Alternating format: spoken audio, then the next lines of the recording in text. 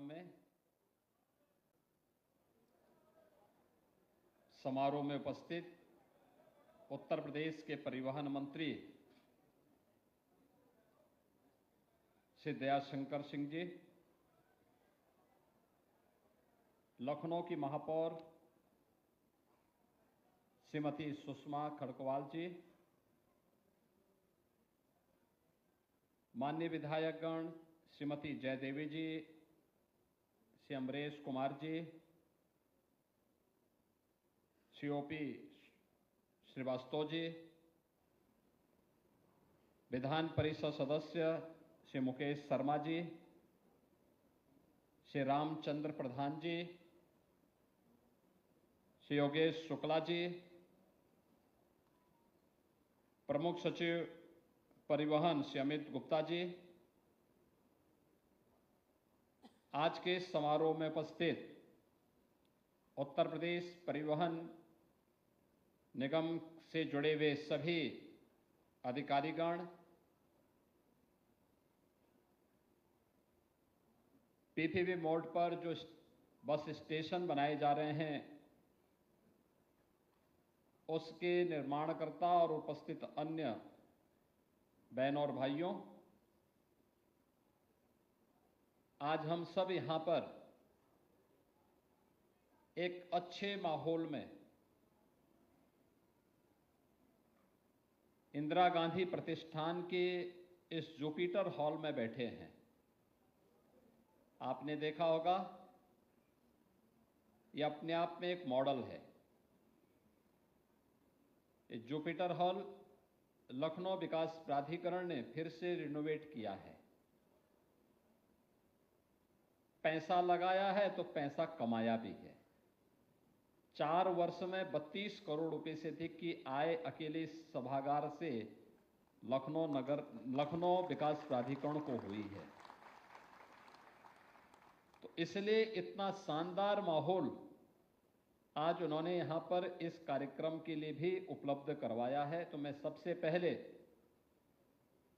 इंदिरा गांधी प्रतिष्ठान, जो प्रदेश की राजधानी का सर्वाधिक सार्वजनिक कार्यक्रमों का एक केंद्र बिंदु है, उसमें जुपिटर, मार्स और मरकरी के साथ ही अन्य सभागारों के पुनर्विकास के लिए, सुंदरीकरण की इस योजना के लिए हृदय से धन्यवाद देते हुए इस पूरे कार्यक्रम के लिए उनको बधाई देता हूं। और ये परिवहन विभाग पहला कार्यक्रम है जो इस आयोजन का हिस्सा बन रहा है। यानी जुपिटर हॉल के पुनरुद्धार और पुनर्विकास कार्यक्रम के बाद आज ये पहला अवसर है जब परिवहन विभाग का एक कार्यक्रम यहां पर हो रहा है। क्योंकि कार्यक्रम का शुभारंभ करने के लिए, कार्यक्रम तो 11 बजे से मुझे बताया गया था, तो मैं मानता था कि मंत्री जी आपके 12 बजे तक पहुंचेंगे तो मैं भी पहुंच जाऊंगा। लेकिन मैं मीटिंग में ही था, मुझे 10 ही बजे बताया गया कि मंत्री जी पहुंच गए हैं। वे रात्रि में भी 12 बजे तक यहां थे और हम लोग 11 बजे, अब मेरा एक भाषण भी प्रारंभ हो चुका है।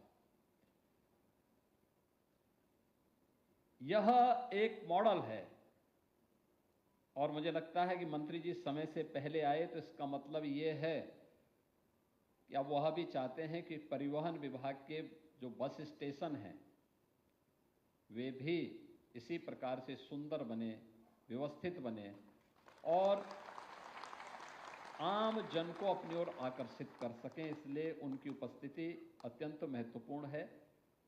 मैं आज जिन परियोजनाओं का यहां पर शिलान्यास हो रहा है, शुभारंभ हो रहा है या लोकार्पण हो रहा है, इसके लिए परिवहन विभाग को अपनी शुभकामनाएं देता हूं, बधाई देता हूं और शुभकामनाएं भी देता हूं। परिवहन विभाग प्रदेश के पब्लिक ट्रांसपोर्ट का सबसे बड़ा माध्यम है और स्वाभाविक रूप से देश का भी। 14,000 बसें किसी एक निगम के पास हों और उसके माध्यम से संचालित हो रहे हों, या उत्तर प्रदेश परिवहन निगम सफलतापूर्वक अपनी सेवाएं प्रदान कर रहा है। उसके चैलेंजेस भी हैं। इतनी विशाल आबादी के लिए सुविधा देना, और खासतौर पर अभी हाल ही में रक्षाबंधन के अवसर पर 3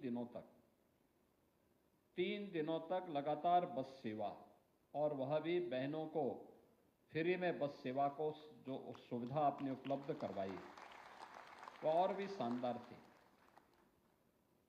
यद्यपि उसका प्रचार प्रसार विभाग नहीं कर पाया, कितनी बहनों ने यात्रा की इसके बारे में बहुत बता नहीं पाया।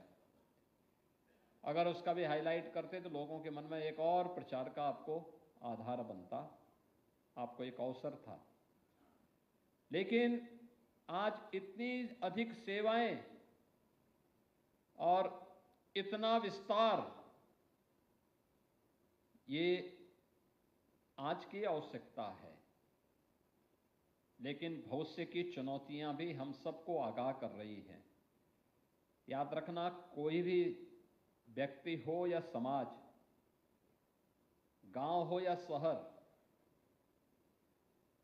जिला हो, राज्य हो या देश, अगर वह समय की गति से पिछड़ जाता है तो हमेशा के लिए पिछड़ जाता है।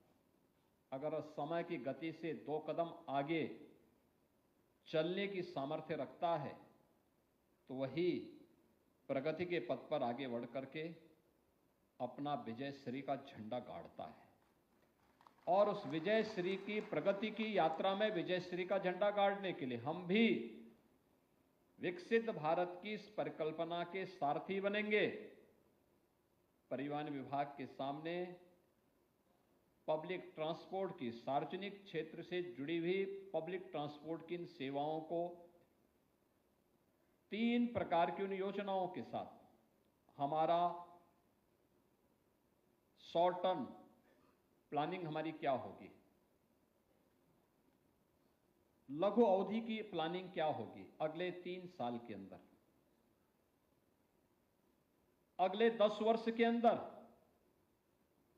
और अगले 22 वर्ष के अंदर हमें क्या कुछ अचीव करना है पब्लिक ट्रांसपोर्ट के क्षेत्र में।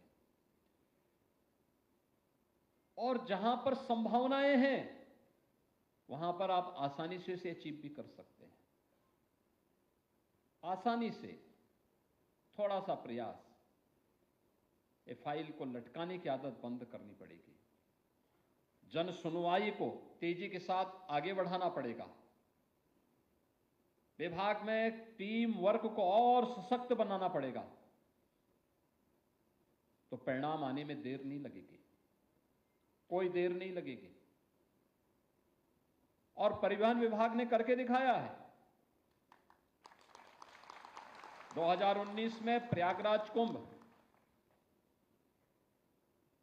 2020 में वैश्विक महामारी कोरोना के दौरान जब 1 करोड़ कामगार और श्रमिक देश और से अलग अलग क्षेत्रों से अपने अपने गांव के लिए प्लान किए थे, न केवल उत्तर प्रदेश, बिहार,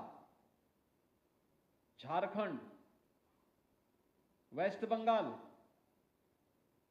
उड़ीसा, असम, इन सभी राज्यों से जुड़े हुए कामगार और श्रमिक इन 6 राज्यों से, उत्तर प्रदेश में सर्वाधिक थे, फिर बिहार के थे, वेस्ट बंगाल के थे, झारखंड थे, उड़ीसा था, असम था। वहां के लोगों को, उत्तर प्रदेश वासियों को उनके गांव तक और उत्तर प्रदेश के बाहर के जो कामगार और श्रमिक थे उन्हें उत्तर प्रदेश की बॉर्डर तक, सीमा तक। उत्तराखंड के प्रवासियों को हम लोगों ने उत्तराखंड के अंदर, जहां वहां की सरकार ने मांग की थी, देहरादून, हल्द्वानी और अन्य स्थलों पर, हरिद्वार तक पहुंचाने का मैं योगदान दिया था। तो मध्य प्रदेश के अंदर भी कुछ जगहों पर, राजस्थान, मध्य प्रदेश के अंदर भी कुछ स्थानों पर परिवहन विभाग के हमारे जो कर्मचारी थे, चालक परिचालक थे, उन्होंने सफलतापूर्वक उनको वहां तक पहुंचाने में अपना योगदान किया था। और अभी हाल ही में आपने देखा होगा इसी वर्ष के प्रारंभ में दुनिया का सबसे बड़ा धार्मिक आध्यात्मिक आयोजन प्रयागराज महाकुंभ, कितना भीड़ था, 66 करोड़ लोग 45 दिन के आयोजन में आए थे और 45 दिन के इस आयोजन का हिस्सा बने थे। सर्वाधिक लोग आ रहे थे बसेस से, अपने अपने वाहन से आ रहे थे, बसेस से आ रहे थे। परिवहन निगम भी लगातार काम कर रहा था, लेकिन जब रेलवे स्टेशन पर अचानक भीड़ होती थी तो रेलवे स्टेशन से उन्हें प्रयागराज से बाहर तक पहुंचाने के लिए परिवहन निगम का बेड़ा हमेशा सतर्क रहता था, कार्य करता था, मजबूती के साथ लगा रहता था। और इसीलिए परिवहन विभाग को हम लोगों ने हमेशा इस बारे में माना है कि परिवहन विभाग हमेशा प्रदेश के अंदर यह समय का साथी है। जब कोई आवश्यकता पड़ती है उस समय आवश्यकता के अनुरूप अपनी सेवा देने के लिए तत्पर दिखाई देता है और इसलिए राज्य सरकार ने समय समय पर परिवहन विभाग के पुनर्विकास के लिए, उनके पुनरुद्धार के लिए अपनी योजनाओं को खुले और मुक्त हस्त से उन्हें सपोर्ट भी किया है। आज उन्हीं सेवाओं को और बेहतर बनाने के लिए बहुत सारे कार्यक्रम यहां पर प्रारंभ किए गए हैं, जिसमें जन सेवा केंद्रों के माध्यम से परिवहन सेवाओं को उपलब्ध कराने के कार्य का शुभारंभ भी हुआ है और परिवहन विभाग के माध्यम से सीएससी के साथ एमओयू भी हुआ है। यानी ये कॉमन सर्विस सेंटर के माध्यम से भी आम जन को उसकी सुविधा उपलब्ध हो सके, वह अपनी जरूरत के हिसाब से परिवहन विभाग से जुड़ी हुई सेवाओं का उपयोग कर सके। आज ये एमओयू यहां पर संपन्न किया गया है। आईआईटी खड़गपुर और परिवहन विभाग के बीच में एमओयू, यह इस विभाग में तकनीक का उपयोग करते हुए सड़क सुरक्षा के मानकों को कैसे हम आज नेशनल एवरेज से भी अच्छा करने में सफल हों, जो हमारे लिए एक चुनौती बनी हुई है, उसका भी एक एमओयू यहां पर संपन्न हुआ है। इंटरनेशनल ड्राइविंग परमिट की एक नई बुकलेट का भी विमोचन हुआ है और सरल परिवहन हेल्पलाइन का भी 149 की हेल्पलाइन भी जारी हुई है। 149 की हेल्पलाइन एक सामान्य पैसेंजर के लिए बहुत महत्वपूर्ण है, क्योंकि जब आपने डिजिटल बस ट्रैकिंग ऐप का शुभारंभ कर दिया है तो ये ऐप के साथ साथ हेल्पलाइन एक सामान्य नागरिक को अत्यंत मदद करेगा अपने परिजन के बारे में, अपने नातेदार रिश्तेदार के बारे में कि वह व्यक्ति कहां पर पहुंचा है, कहां पे व्यवस्था है, क्या सुविधाएं हैं।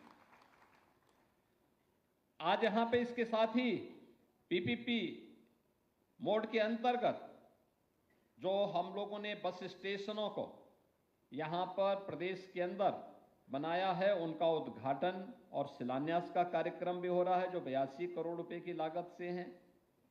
और पीपीपी मोड पर विकसित किए जाने वाले जो बस स्टेशन हैं, 23 बस स्टेशन हम लोगों ने अब तक इसके लिए अनुमोदन कैबिनेट से दिया है, जिसमें से 7 का शिलान्यास हो रहा है, लेकिन शेष 16 भी तत्काल तैयार हो जाएं।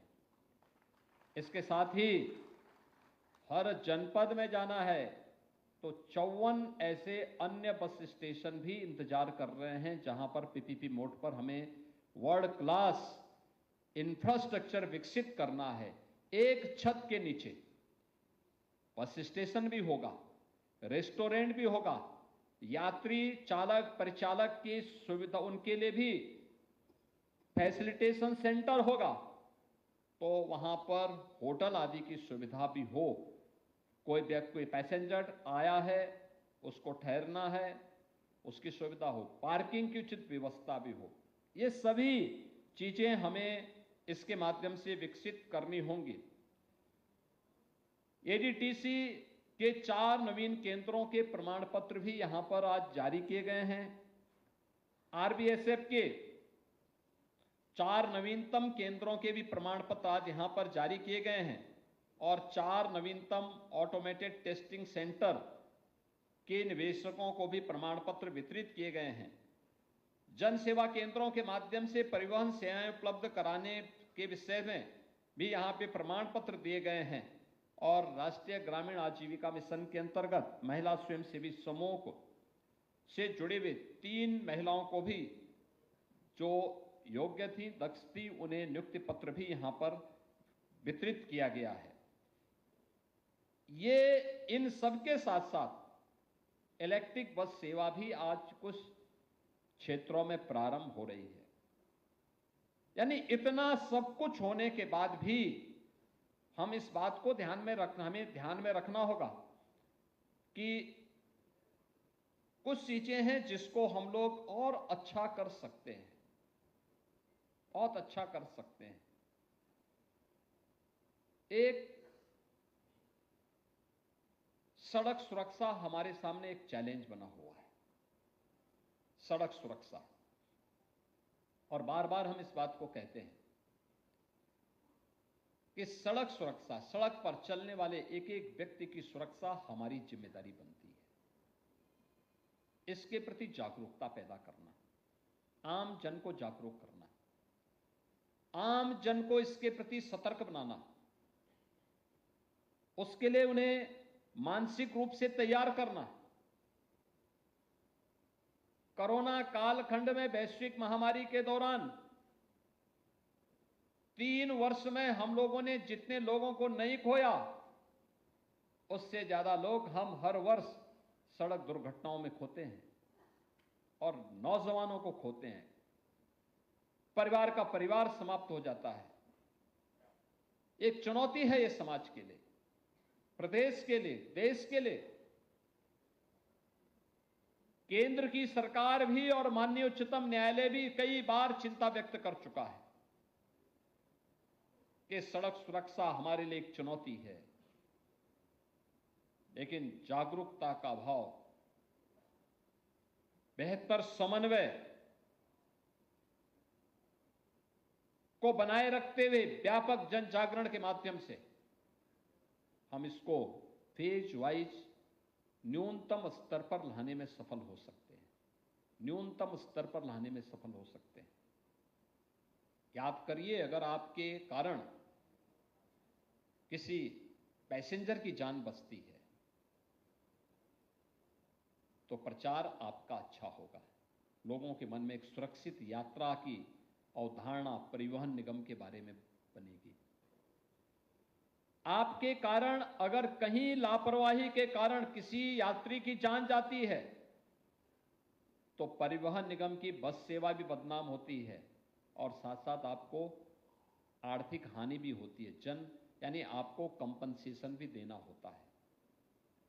यानी दोहरे लाभ भी हैं तो दोहरे नुकसान भी हैं। अंततः भुक्तभोगी पूरे परिवहन विभाग को होना पड़ता है। हमारा प्रयास होना चाहिए कि जिनको भी हम ड्राइवर के रूप में रखते हैं, जिनके हाथ में भी बस की स्टीयरिंग दे रहे हैं, उनका नियमित रूप से मेडिकल और फिजिकल फिटनेस उनका होता रहे। नियमित रूप से हर 3 महीने में कैंप लगाइए।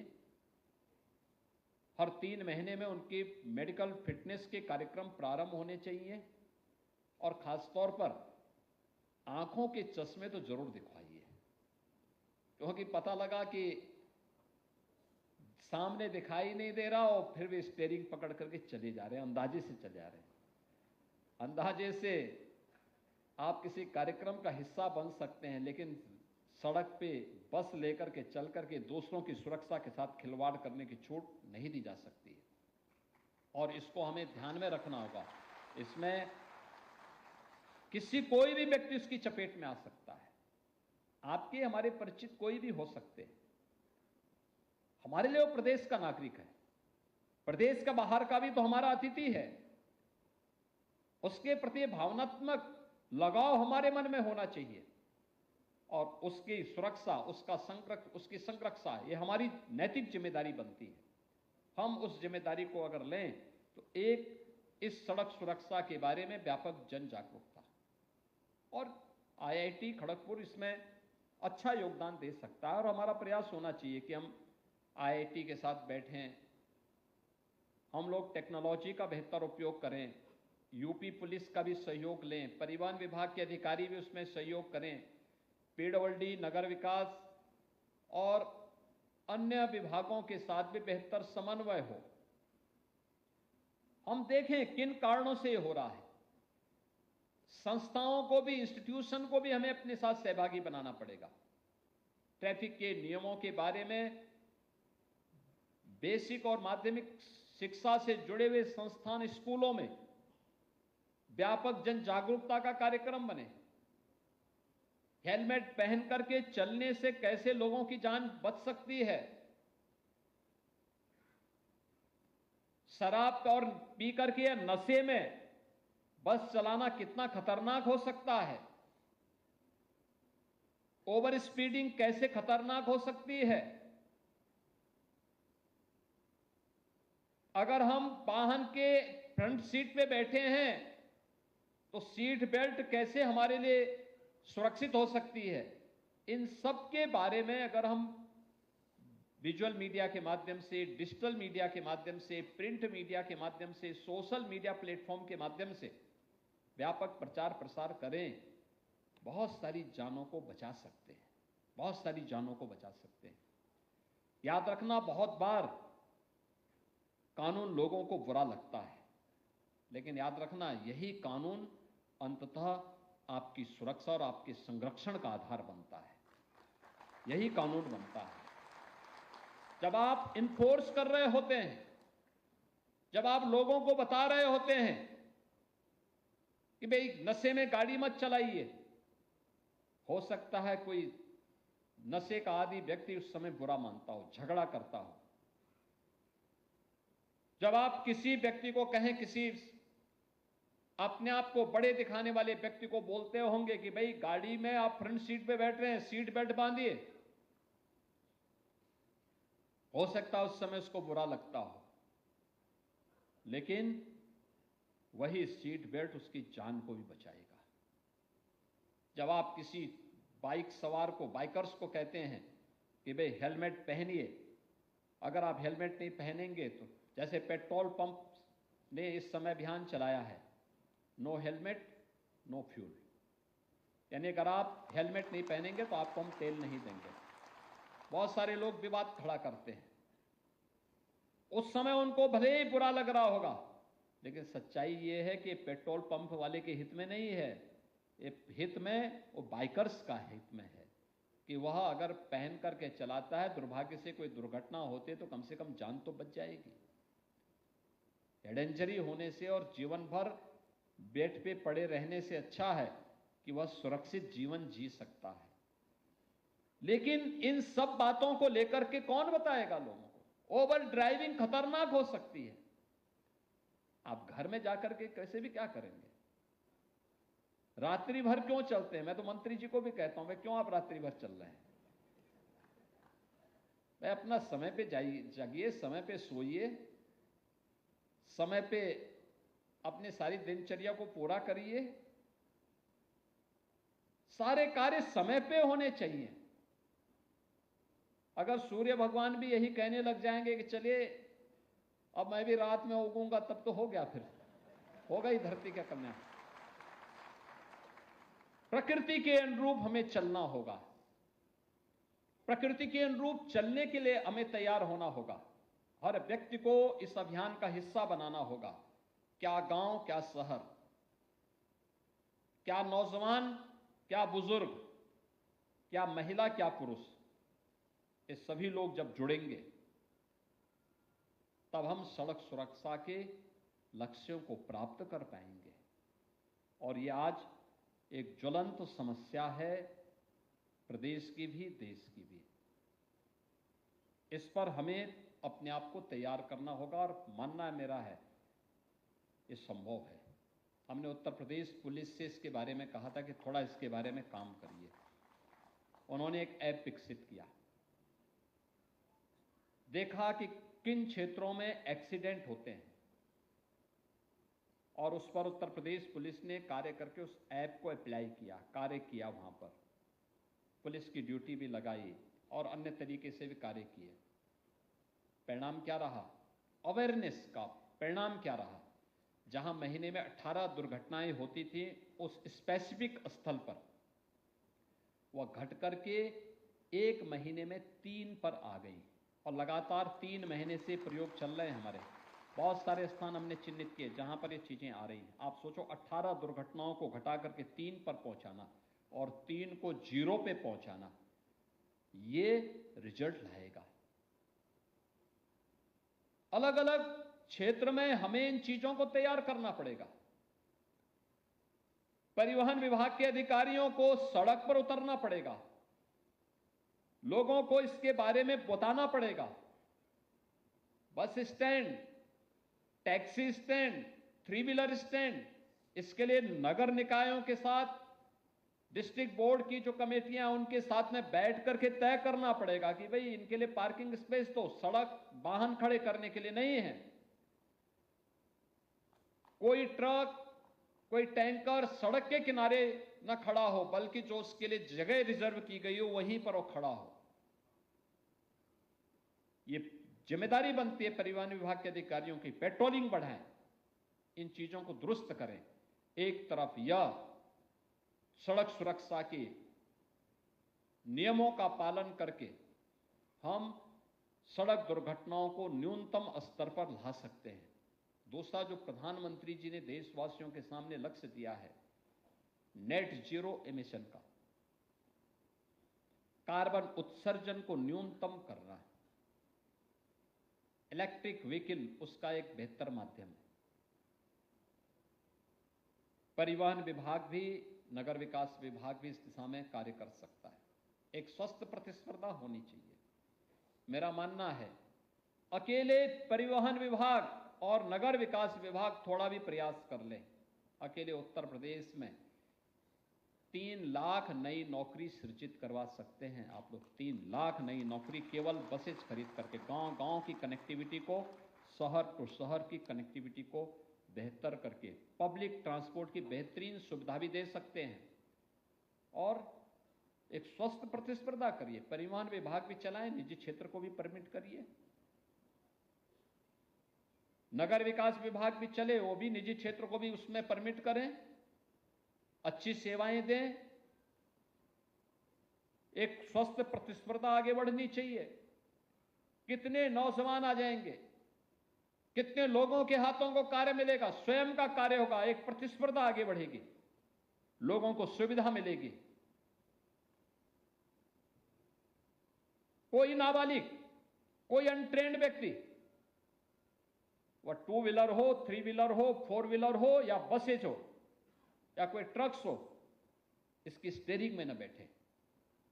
यह हमें सुनिश्चित करना पड़ेगा। हमें इस व्यवस्था को आगे बढ़ाना पड़ेगा। बस स्टेशन हमारे क्यों नहीं वर्ल्ड क्लास हो? ये हो सकते हैं, प्रयास करना पड़ेगा। आप सोचिए ना, इस सभागार में अच्छा किया कि आज परिवहन मंत्री ने यह कार्यक्रम यहां पे किया। कितना शानदार माहौल में, आवाज भी नहीं गूंज रही है, लेकिन सुनाई सबको दे रही है। कितना सुंदर वातावरण, पूरा सभागार भी भरा है, लेकिन कार्यक्रम भी शानदार तरीके से हो रहा है। ये चीजें आपके बस स्टेशनों में भी हो सकती हैं, वहां पर भी हो सकती हैं। हमें जवाबदेही तय करनी पड़ेगी कि भाई परिवहन निगम की बस अपनी परमिसेस में रहेंगे, सड़कों पे बेतरतीब नहीं खड़े होंगे। हमें बस स्टेशन को उस रूप में बनाना पड़ेगा। इनकम भी होगी विभाग की, इनकम भी होगी तो आप सुविधा भी बढ़ा सकते हैं। आप सोचो कि अगर पैसा ही नहीं होता तो क्या हम कोविड कालखंड में उत्तर प्रदेश के वासियों को इतनी सुविधाएं दे पाते? पैसा नहीं होता, क्या हमने यहां पर मृतक आश्रितों को नियुक्ति पत्र दिया होता? पैसा था तो कर रहे हैं, नहीं तो बहुत सारे विभाग ऐसे भी हैं जहां पे पैसा नहीं था, जहां पे बहुत सारे कॉर्पोरेशन ऐसे थे जहां पैसा नहीं था, उसको बाइंड अप करने के लिए आदेश कर दिए गए, बंद कर दो भाई। ये चीजें हमें तैयार करनी पड़ेंगी। अगर हम समय की गति और समय की डिमांड के अनुसार, क्योंकि ये सुविधा तो आप जितनी अच्छी सुविधा देंगे, ये डिमांड एंड सप्लाई पर आधारित होता है, मार्केट का ये नियम है। आप अच्छी सेवा देंगे, लोग आपके पास आएंगे। आप अच्छी सेवा नहीं देंगे, लोग दूसरा तरीका अपनाएंगे। और मैंने देखा है इलेक्ट्रिक बस सेवा के प्रति लोगों के मन में एक नया चार्म है, लोगों के मन में एक नई उत्सुकता है।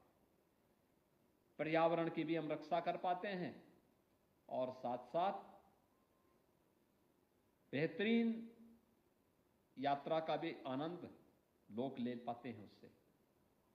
हम लोगों को उस दिशा में आगे बढ़ना पड़ेगा और उसमें सर्विसिंग की भी समस्या का समाधान, डीजल पेट्रोल की समस्या का भी समाधान सब अपने आप हो जाता हो। चार्जिंग स्टेशन लगाने पड़ेंगे, उसमें भी निजी वेंडर आ सकते हैं। थोड़ा सा प्रयास परिवहन विभाग को आगे करना पड़ेगा।